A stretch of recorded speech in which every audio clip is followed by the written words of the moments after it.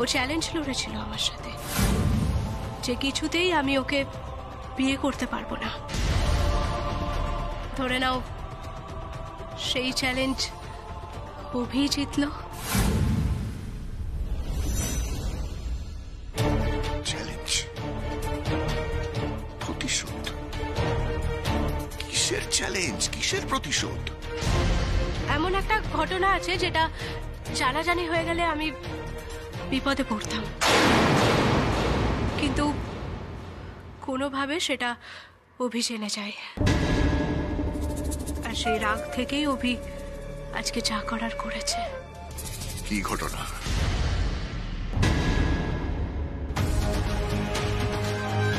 কি হলো মামুনি? আরে আমি তো একটা কথা জিজ্ঞেস করলাম। বাড়ি চলো ড্যাড, যা বলার বাড়িতে গিয়ে বলবো। কি ঘটনা? আরে বল না, কি ঘটনা? ছাড়ো না ড্যাড। আলিয়া, আমি তো জিজ্ঞেস করছি কি ঘটনা, বল আমাকে।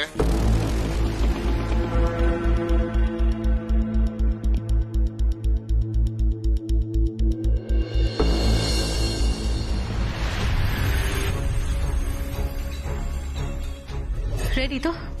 হ্যাঁ ম্যাডাম।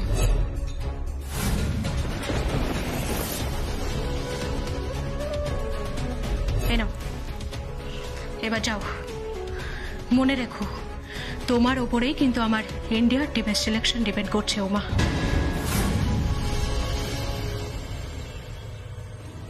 সেদিনের ম্যাচে তোর হয়ে উমা খেলেছিল?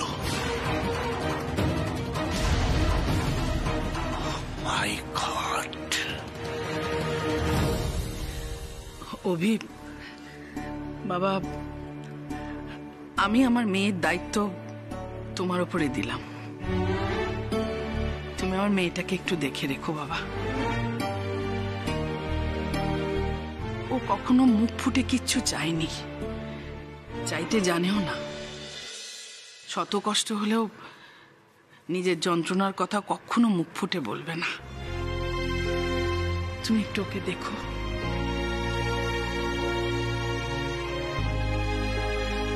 ওর বাবা চলে যাওয়ার পর ওকে আমি খুব খুব দুধচাই করতাম। আমার খালি কেন জানি মনে হতো যে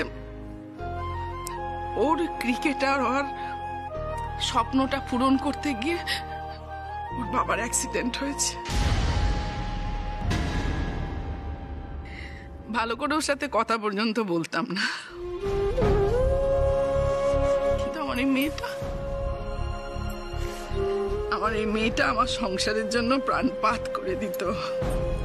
খুব কাঁদতো, খুব কি না কি করতো যাতে ওর বাবার অভাবটা মেটাতে পারে। মা, এখন এসব কথা থাক না মা। না মা, আজ তো আমাকে এই কথাগুলো বলতেই হবে না। আমি ওর প্রতি কোনোদিন যত্নশীল হইনি জানো। আমার মেয়েটা একা একাই বড় হয়ে গেল। তার জন্য নিশ্চয়ই আমার প্রতি ওর অভিমান আছে না না, যে ওর মা ওকে বোঝেনি। না মা, আমার তোমার প্রতি কোনো অভিমান নেই মা। আমি চিনি মা, আমার মেয়েকে আমি জানি, চিনি, আমি বুঝি। অভি, তুমি একমাত্র মানুষ যার কাছে ও নিজের কথা বলতে পারে, নিজের ইচ্ছেটা জানাতে পারে। তুমি সেই একমাত্র মানুষ। হ্যাঁ রে মা,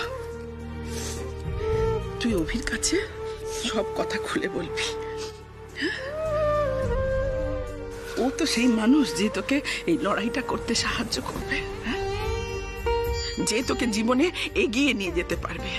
অভি সেই মানুষ। তাছাড়া আমি তো তোকে ক্রিকেট খেলার অনুমতি দিয়েছি। হ্যাঁ, দিয়েছি না?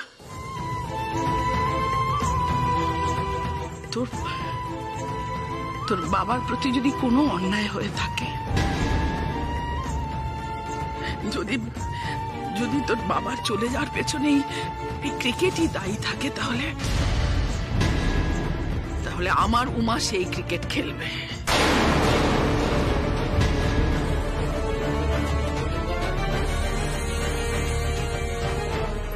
আজকে শুধু আমার মেয়ে নয়, আমিও জানতে চাই আমার স্বামীর মৃত্যুর কারণ।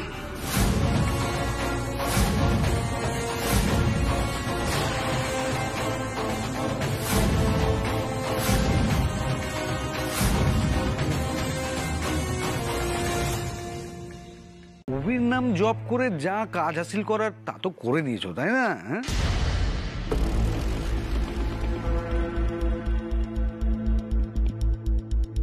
শুনেছি অভির সামনে নাকি তুমি খুব নাকের জলে চোখের জলে হতে, খুব দুঃখ উগড়াতে। আহারে, চোখের জলের কি মহিমা! অভিমন্যু বাবু ডাকে অভির মন এমন গলেছে যে আলিয়ার মতো সুন্দরীকে বিয়ের মণ্ডপে রেখে তোমাকে বিয়ে করতে পিছু পা হলো না। হরিতকর্মা মেয়ে তুমি।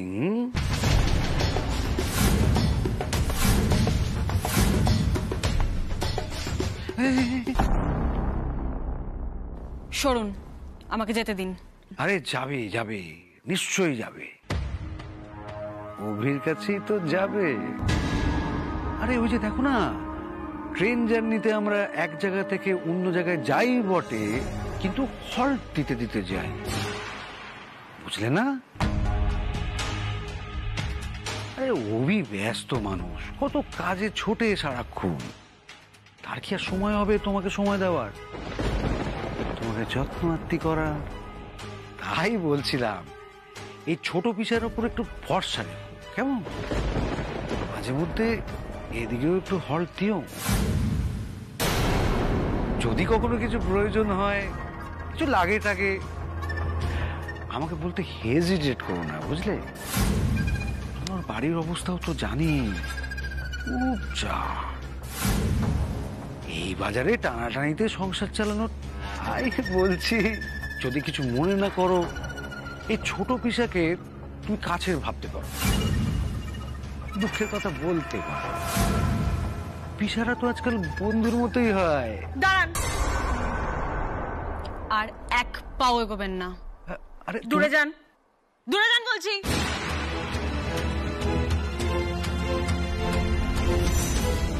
ছোট পিসা, আপনি বোধহয় সজ্ঞানে নেই। ওইসব ছাইপাশকে কি বলছেন, কি করছেন কিছুই বুঝতে পারছেন না। একটা কাজ করুন, বরং ঘরে যান, গিয়ে ঘুমিয়ে পড়ুন। কাল সকালে যা কথা হওয়ার হবে। যান। হ্যাঁ উমা, তুমি ঘরে যেতে বললাম আপনাকে, ঘরে যান।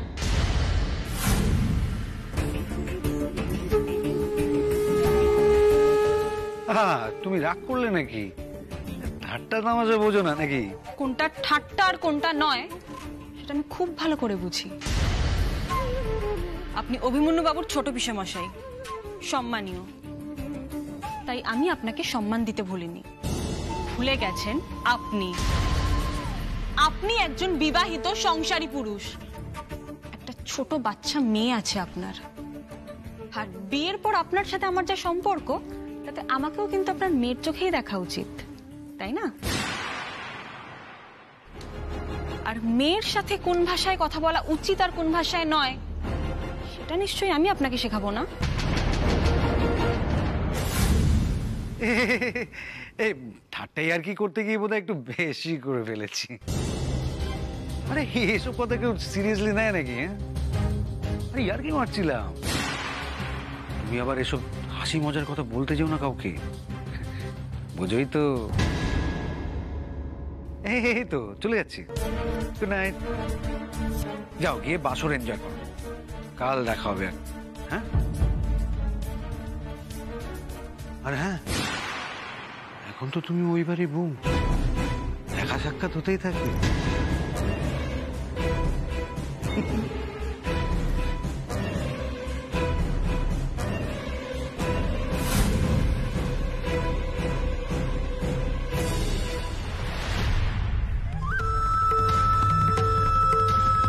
দিমাগ দেখিয়ে ধমকে দিলি আমায়। আর চোখ রাঙিয়ে কথা বললি তাপস চক্রবর্তীর সাথে? তোর মতো গরিব বাড়ির মেয়ে তুড়ি মারলে আমার পায়ের কাছে এসে পড়ে, আর আমি কিনা সহ্য করবো তোর মেজাজ? আয় একবার আচার্যি বাড়িতে আয়, তারপর যদি তোকে আমি নাকানি চোবানি না খাইয়েছি, আমার নামও তাপস চক্রবর্তী নয়। পারফরম্যান্স কিন্তু চাই চাই চাই চাই। কিন্তু একটা প্রবলেম আছে। মানে হিন্দি গানে আমার ঠিক ফিল আসে না। তোমাদের তো সব হিন্দি গান, তাই না? বাংলা গানের কালেকশন হলে ভালো হতো। আছে বাংলা গানের কালেকশন আছে, তাহলে প্লে করে দি। হ্যাঁ মানে বাংলা, হিন্দি, উর্দু আমি কোনো গানই নাচতে পারবো না। আমি নাচতে পারি না। আচ্ছা ঠিক আছে, নাচতে পারো না তো কি হয়েছে, হাত পা তো নাড়াতে পারবে, কিন্তু একেবারে না নাচিয়ে তো তোমার ছাড়া হচ্ছে না ভাই। কি করে যে বোঝাই তোমাদের? আরে না না, আমি তোমাদের সবাইকে বোঝাচ্ছি। কাকি একটু বোঝার চেষ্টা করো।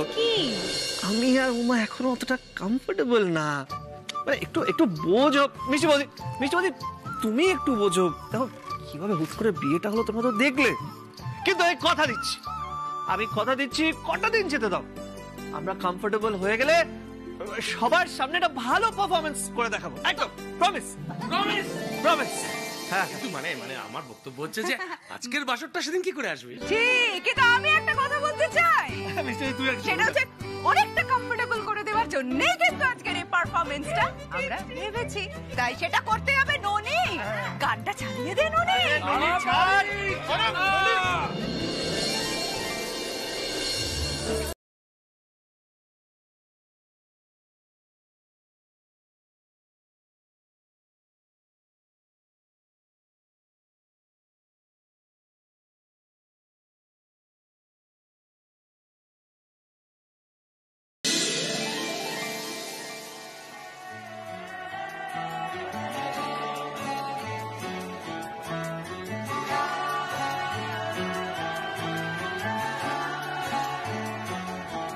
হতে পারি রোদ্দুর, হতে পারি বৃষ্টি, হতে পারি রাস্তা তোমারই জন্যে,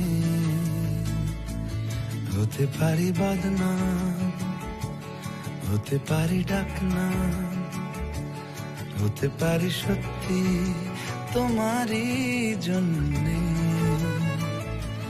হতে পারি গল্প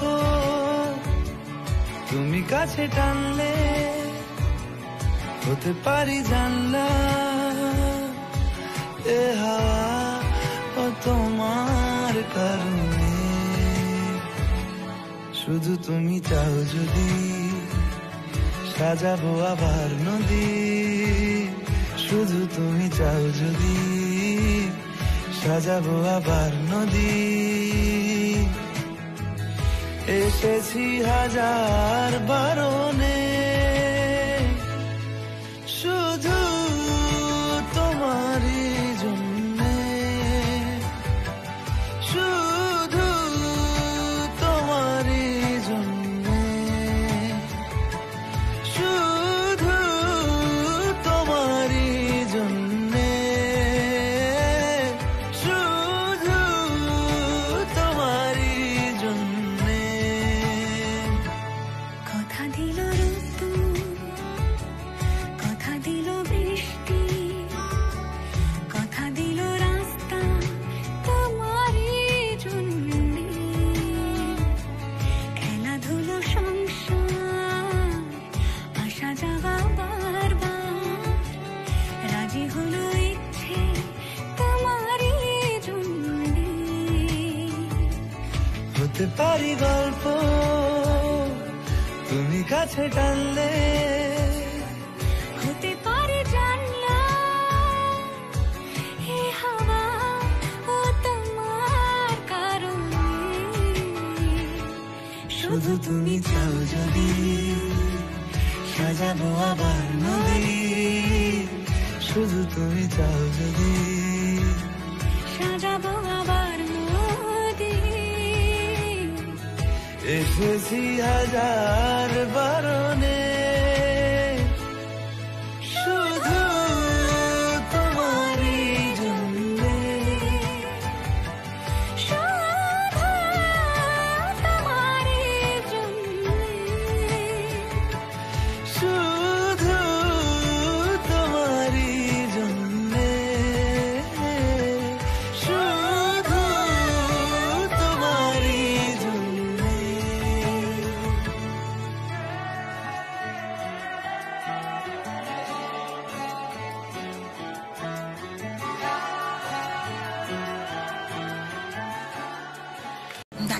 একটা নতুন বউ এসছে বাড়িতে, হ্যাঁ, সে ওতলানো দুধটা দেখবে।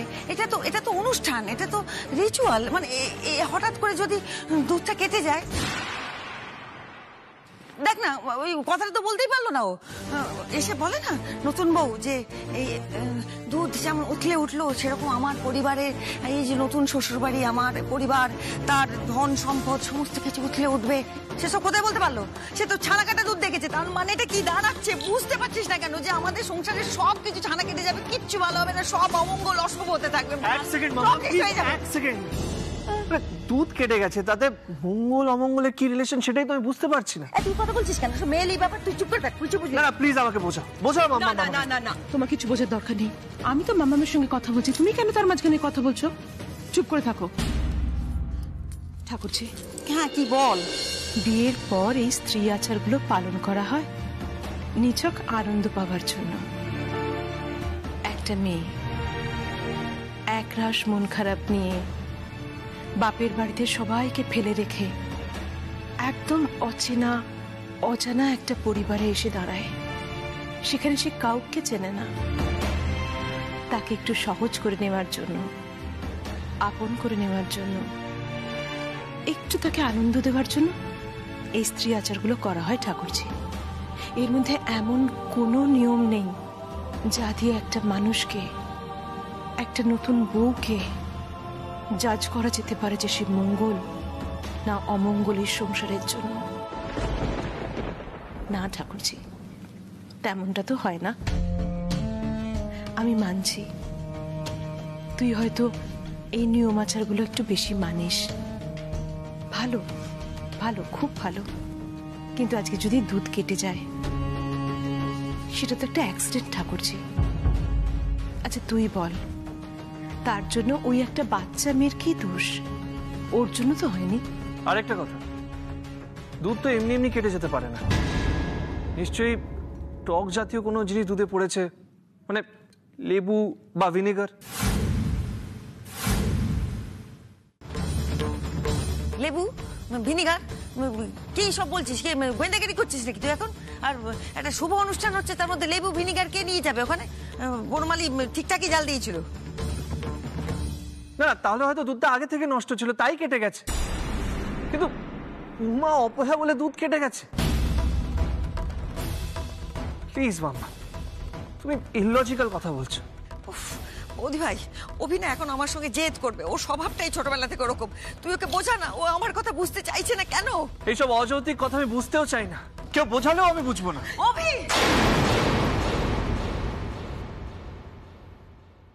কি বলতে চাইছিস? হ্যাঁ, মাম্মা ইচ্ছে করে অশান্তি সৃষ্টি করবে বলে এইসব কথাগুলো বলছে তো?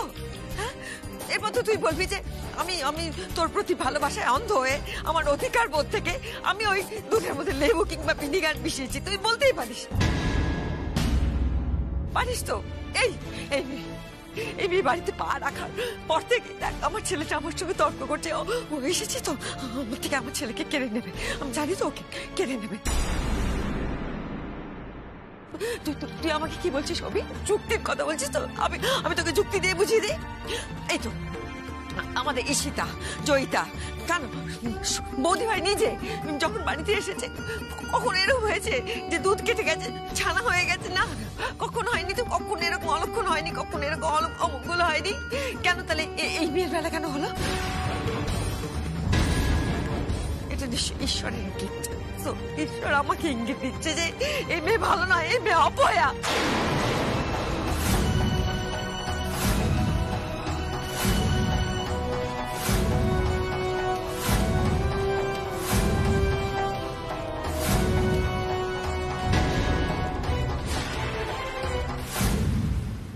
তোমরা ভাবছো যে আমি তো খারাপ না, আমি সবসময় রেগে যাই।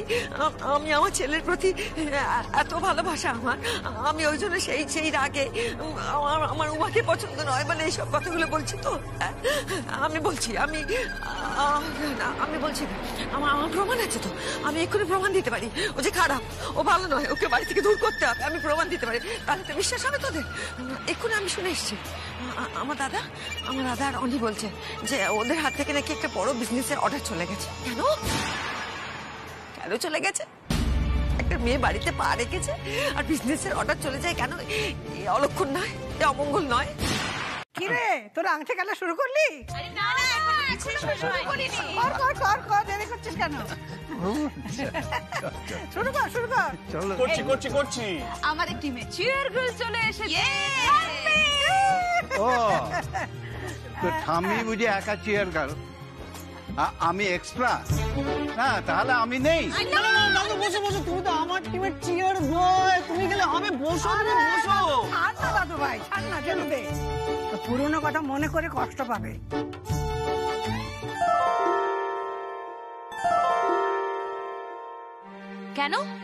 কেন মা, কি পুরনো কথা? বিয়ের সময় আংটি খেলায় গৌহারান হেরে গিয়েছিল, সেই থেকে কোনো বিয়েতে আংটি খেলায় যায় না, দুঃখ পায়। আমি থাকবো না। এইভাবে অপমান আমি মেনে নেব না। মানবো না। আমি চললাম। না দাদু, তুমি বসো। বলছিস? বেশ, থাকছি, বসছি। নেহাত নতুন নাচবো বললো, তাই বসলাম। নে শুরু কর। দেখি কে যেতে। উমা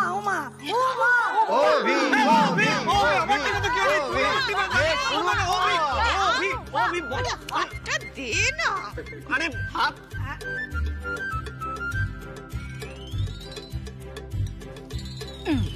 না, এবার দুজন গামলা থেকে আংটি খুঁজে বের কর, দেখি কেমন পারো। খোঁজ ভাইয়া খোঁজ। এই এটা কি বোকা খেলা? আঙুলে আংটি ছিল, সেটা খুলে গামলায় ফেলে দিলে, এখন বলছো খোঁজ? মানে এই তো হাত ঢোকাবো আর টুক করে আংটিটা বের করে ফেলবো, ইজি খেলা। দূর বাবা, এটাই খেলা। তোরা একদম আনরোম্যান্টিক জানিস তো। ওরকম হাত ডুবে আংটি খুঁজে পেতে নেই। তোরা দুজনে অনেকক্ষণ ধরে খুঁজবি, বেশ হাতে হাতে খেলা হবে, তারপর দুজনে এমন ভাব করবি যে তোরা অনেকক্ষণ ধরে আংটিটা খুঁজছিস কিন্তু খুঁজে পাচ্ছিস না। একদম তাই। বেশ, কত গভীর জল, কোথায় যে হারিয়ে যাবে আংটিটা। দেখ আবার আংটির বদলে কি পায় অভি।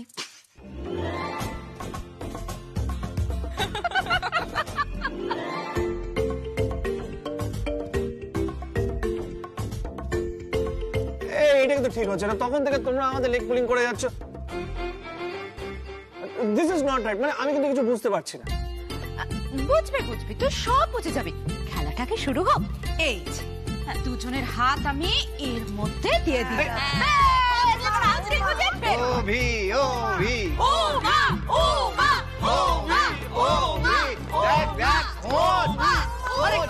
আমাকে সাপোর্ট করবে না নাকি?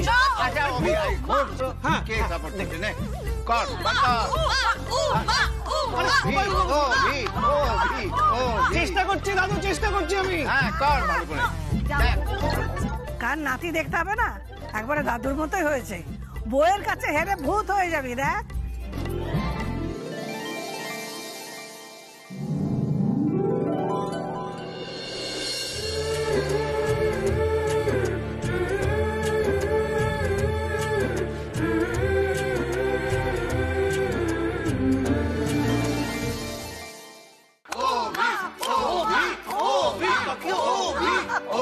বুঝলে ঠাম্মি, এই তোমার নাতি আর আমি যে মাঠে ক্রিকেট খেলতাম, এই মাঠের একদিকে তোমার জঙ্গল ছিল। তো খেলতে গেলে বলতো বারবার জঙ্গলে গিয়ে পড়তো। কিন্তু তোমার নাতি মানে আমাদের অভিবাবু, তিনি কিন্তু গাছে উঠে পাঁচিল টপকে টপকে তারপর ঝোপঝাড়ের মধ্যে ঢুকে পড়ে ঠিক বল বের করে আনতো। কোনোদিন কোনো বল হারতে দেয়নি, সত্যি বলছি আমি। আর সেই কিনা একটা গামলার মধ্যে থেকে আংটি খুঁজে পাচ্ছে না, এই কথাটা ঠিক বিশ্বাস হচ্ছে না। আসলে কি বলো তো ঠাম্মি, তোমার নাতি ডুবে ডুবে জল খাচ্ছে। তুই এখানে কি করতে এসেছিস? তো প্রেস্টিজে গ্যামাক্সিন ঢাল। কি? নো কি, অনলি লক। তুই ইচ্ছে করে তোর হাতটাকে ওই গামলার মধ্যে লক করে রেখেছিস। হ্যাঁ বুঝলে ঠাম্মি, খুব পরিষ্কার বিষয়টা। পাতি গামলা থেকে একটা আংটি খুঁজতে পারছে না, তা কি হয় তুমি বলো দাদু? আসল কথাটা হচ্ছে আমাদের অভিবাবু ওই গামলা থেকে হাত তুলতেই চান না। আংটি খোঁজার নাম করে না একটু উমার হাতে হাতটা করতে চাই। ঠিক আছে, যেই সত্যি বলেছ অমনি, তুই খুঁজে বের কর আংটি। এক্ষুনি খুঁজে বার কর। কোথায়? এই তো দেখে দাও কোথায় আছে।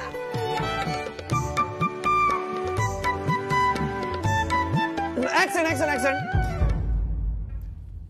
ওমা, এটা কিন্তু আপনি একদম ঠিক করছেন না।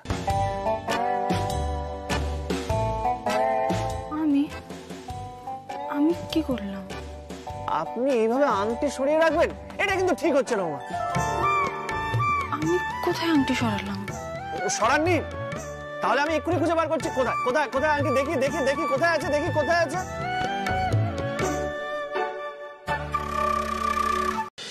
আসুন আপনি। শুনুন উমা, আপনি এখন ঘরেই থাকবেন, ঠিক আছে? আপনাকে কোথাও বেরোতে হবে না। বাই চান্স যদি আলিয়া আপনার সাথে কথা বলার চেষ্টা করে, ট্রাই টু অ্যাভয়েড হার। ওর সাথে কথা বলার কোনো দরকার নেই। আপনি তো অস্থির হচ্ছেন কেন? উমা, আমি এমনি অস্থির হচ্ছি না। অস্থির হওয়ার কারণ আছে। আলিয়াকে আমি খুব ভালোভাবে চিনি। সবার সামনে বিয়েটা মেনে নিল, কোনো সিন ক্রিয়েট করলো না। সবাই এই ব্যাপারটা সহজে মেনে নিতে পারে, কিন্তু আমি মানতে পারছি না। বললাম না, আমি আলিয়াকে খুব ভালোভাবে চিনি। খুব চালাক মেয়ে, নিজের স্বার্থ বুঝে। স্বার্থে ঘা লাগার পরেও এত মহান সাজার চেষ্টা করছে কেন করছে এটা আলিয়া? একবারও ভেবে দেখেছেন? নিশ্চয়ই এটার পেছনে কোনো প্ল্যান আছে। তাহলে আপনি বলুন, এত ইনসাল্ট হওয়ার পর আবার হাসি মুখে যেচেই বাড়িতে চলে আসলো। সিঁদুরে মেঘ দেখতে পাচ্ছি আমি। কেন করছে এটা আলিয়া? যতদূর আমার ধারণা, ও নিশ্চয়ই আপনার কোনো ক্ষতি করার চেষ্টা করবে। হ্যাঁ উমা, তাই আপনাকে রিকোয়েস্ট করছি, আপনি কোথাও বেরোবেন না। যদি কোনো দরকার হয় কাউকে ডেকে নেবেন, কিন্তু বেরোবেন না প্লিজ। আসছি আমি। আরে অভি, কি হয়েছে বলতো? তুই উমাকে টেনে নিয়ে এলি কেন বল? সত্যি বাবা, আরে নিচে কত আমরা হই হই করছিলাম, আনন্দ করছিলাম, আর তার মধ্যে থেকে তুই ওকে উঠিয়ে নিয়ে চলে এলি। কি হয়েছে? বলছি আসলে ব্যাপারটা হলো যে উমা ঠিক স্টোরিটা ভালো লাগছে না। শরীরটা ভালো লাগছে না? উমা, কি হয়েছে উমার? ওর কি জ্বর না তো? আমি বলছি তো কাকে, তুমি এদিকে এসো না। তুমি তো জানো কালকের দিনটা হেক্টিক গেছে, আর বাসরের জন্য রাতও উনি ঘুমোননি। তাই আমি ভাবলাম যে ওনার একটু রেস্ট দরকার। আর ভুলে গেলে চলবে না, উনি একজন স্পোর্টসম্যান, ক্রিকেটার। রেস্ট না নিলে মানে প্র্যাকটিসে ঘাম ঝরাবেন কি করে? একদম এটা একদম ঠিক বলেছিস। দেখো ভি, তুই অনেক কিছু বুঝিস না, জানিস না। ও নতুন বউ, এ বাড়ির বউ, বাড়িতে এত লোক রয়েছে। আর তাছাড়া বিয়ের বাড়িতে যা হয় আর কি, এত লোকজন আসে, তারা নতুন বউকে দেখতে চায়, একটু আশীর্বাদ করতে চায়। এবার এরকম একটা সিচুয়েশনে ওই যদি নিচে না থাকে, তাহলে কিন্তু বর্দি মানে... বুঝতে পারছি কাকিয়া, তুমি একটু ম্যানেজ করে নাও প্লিজ। বিষয়টা ম্যানেজ করা নয় রে, মানে আমি বলছি যে ও যদি একটু পরে রেস্ট নেয়, তাহলে কি খুব অসুবিধা হবে? অসুবিধে আছে কাকি, অসুবিধে আছে। কি করে যে তোমাদের বোঝাই, আসলে কি জানো তো, মানে আমি চাই না উমা আর আলিয়া মুখোমুখি হোক। তুই চাইছিস বলতো, মানে তুই কি এখনো আলিয়াকে পুরোপুরি বিশ্বাস করতে পারছিস না?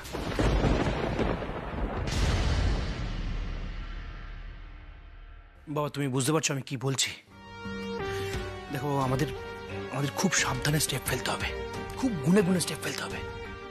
আমি মানছি আলিয়ার বাবা মানে সঞ্জয় আঙ্কেলের জন্য আমাদের বিজনেসের অনেক উন্নতি হয়েছে, অনেক ব্রাঞ্চ আমরা করতে পেরেছি ওনার জন্য। উনি না থাকলে আমরা ব্যবসাটাকে এত বড় করতে পারতাম না, আই নো। বাট এখন কিন্তু সিচুয়েশনটা অন্যরকম। হ্যাঁ বাবা, উমা কিন্তু আমাদের বাড়ির বউ। সকলের সামনে, মিডিয়ার সামনে আমরা সেটা মেনে নিয়েছি তো। আর আমাদের এটাও ভুললে চলবে না, উমা একজন ভালো ক্রিকেটার। কি বলতে চাইছিস তুই?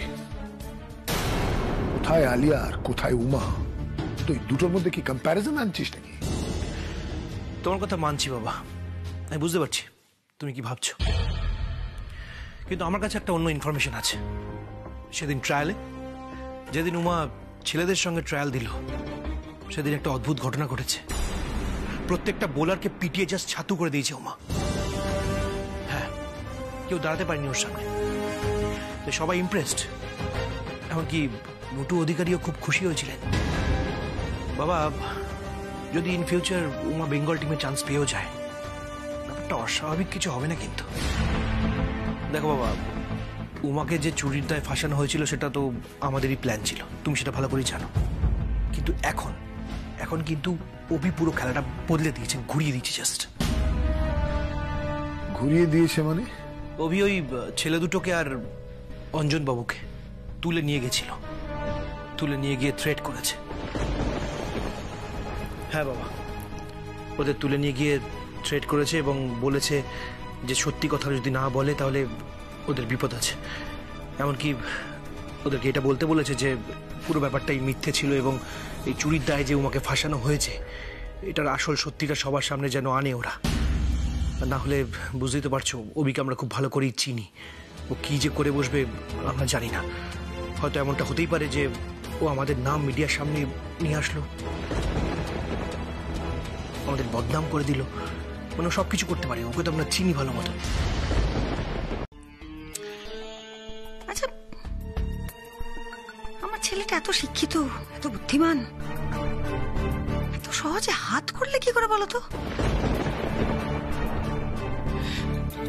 আচ্ছা, মানে তোমরা যে সামাজিক স্তরে থাকো, মানে যেখান থেকে আসো, তারা একটা জিনিস করে, টুকটাক তাবিজ কবজ এসব কিছু করোনি তো?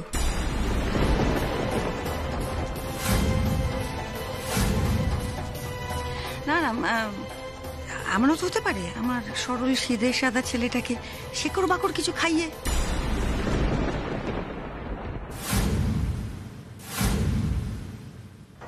না, তাদের দোষে কিছু নেই, খুব স্বাভাবিক। তোর মাকে তো দেখলাম, অসহায়া বিধবা মানুষ, মাথার উপর কেউ নেই, তারপর ঘাড়ে তিনটে মেয়ে, কাঁধে এত বড় দায়িত্ব, তাদের বিয়ে থা বুঝি সবই। আর সন্তানদের জন্য মায়েরা অনেক কিছুই করতে পারে। যাই হোক, বড় মেয়েটার একটা গিল্লে হয়ে গেল, ছোট আছে মেজ, বিয়ের বাজারে বিয়ে দেওয়া তো মুশকিল। তাই ভাবছিলাম যে কোনোভাবে কি টুকটাক করে কিছু একটা ওই রকম অসৎ উপায়ে। পিসিমণি, আর কত অপমান করবেন আপনি আমাদের? না না পিসিমণি, আর শুনতে পারছি না। আমাদের এই বিয়েটাতে আপনি যতটা অবাক হয়েছেন না, আমিও ঠিক এতটাই অবাক হয়েছি এই বিয়েটা। আমার বিয়ে হওয়ার আগের মুহূর্তেও আমি জানতাম না আমার বিয়ে হচ্ছে। তাহলে এই সব দোষ, সব অপমান আমাকেই কেন বলতে পারেন? আমাকেই কেন এত কথা বলছেন? আমি গরিব, শুধুমাত্র এই একটা কারণেই আপনি এত কথা বলছেন তো আমাকে? রেহাই দিন পিসিমণি, আর পারছি না। আচ্ছা বেশ, আপনার যদি আমাকে এই কথাগুলো বলে শান্তি হয় আপনি আমায় বলুন, কিন্তু আমার মাকে বলবেন না। আমার মা এসব কিছু জানতোই না। আমার মায়ের মনে কোনো ঘোর প্যাচ কিচ্ছু নেই। দয়া করে আমার মাকে অপমান করবেন না। আচ্ছা পিসিমণি, মানে আপনার সত্যি মনে হয় যে আমার মা ওই শিকড় বাকড় খাইয়ে টুকটাক করে অভিমন্যু বাবুর সাথে আমার বিয়ে দিয়েছে? মানে এটা আপনার সত্যি মনে হয়? সত্যি কিনা জানি না, তবে মনে হয়।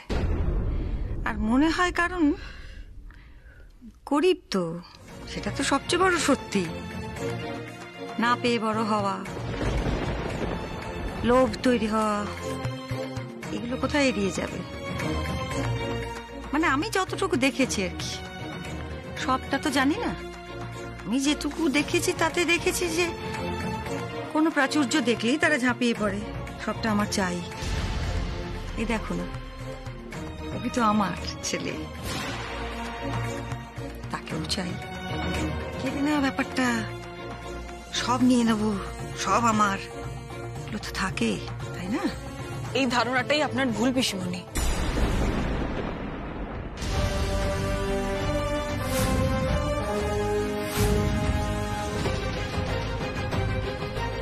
আপনার না গরিবদের সম্পর্কে ধারণাটাই ভুল, কারণ আপনি গরিব মানুষদের কখনো কাছ থেকে দেখেননি। আপনি উপরে বারান্দায় দাঁড়িয়ে দেখেছেন। গরিব খেটে খাওয়া মানুষ আধপেটা খেয়ে থাকে, রংচটা জামা কাপড় পরে থাকে, তাই তাদের লোভী বলে দেওয়াটা খুব সহজ। জানেন তো পিসিমণি, আমাদের কাছে কিচ্ছু না থাকতে পারে, কিন্তু সব থেকে বেশি যেটা আছে সেটা হলো আত্মসম্মান।